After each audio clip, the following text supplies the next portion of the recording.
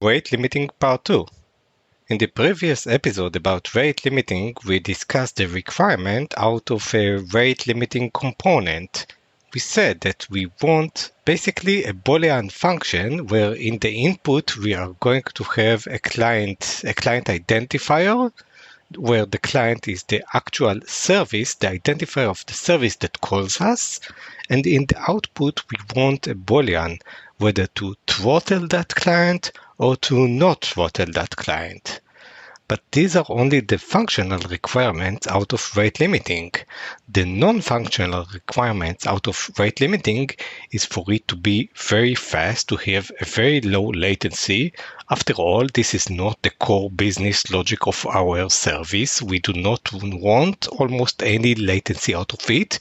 We want it to be as accurate as possible, to throttle the clients that need throttling and to not throttle the client that do not need throttling.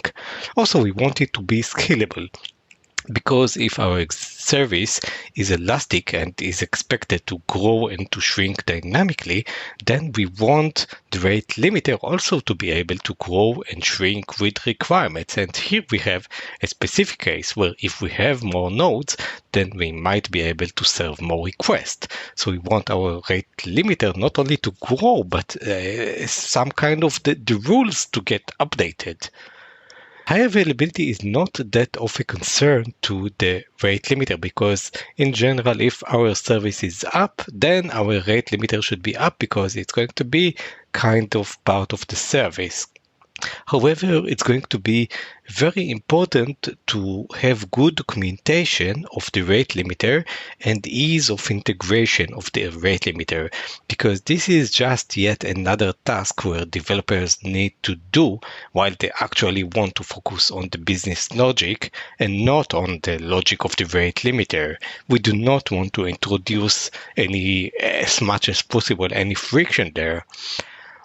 The first solution to a rate limiter is the simplest one, and will get progressed through time to more complex solution. In the first solution, we look at only a single node. A single node, our cluster is composed as out of the single host that get requests. Inside this host, we have our rate limiter, but the rate limiter has different components to it. One is a component that retrieves the rule, right? The rules for the rate limiting or the configuration for the rate limiting. Second is the storage of these rules inside the memory. Third is the identification of what is this client. Is this client A, client B, client C? Fourth is the checking of the rules of the client against these rules. Our rules should be retrieved periodically from a rule database. So we need to have a separate external database, a standard create, update, delete, read database that will hold all these rules.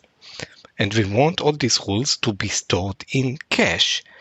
And of course, most importantly, we want actually the logic of the rate limiter to compare whether this client appears in a hash table where the key is the client identifier and the value is the number of requests that this client already had in the last second. And if the number of requests that this client had in the last second is already greater or equal than the limit, and he is arriving with a new request, then we need to decide whether to pass this client or to not pass this client request. However, what does it mean not to pass this client request? Does it mean to just reject it? So it could mean multiple things. It could be HTTP error 429, too many requests. It could be HTTP 503, service unavailable. It could be that we just queue the request to serve it when we have a better availability on our service. And it could also be just dropping these requests.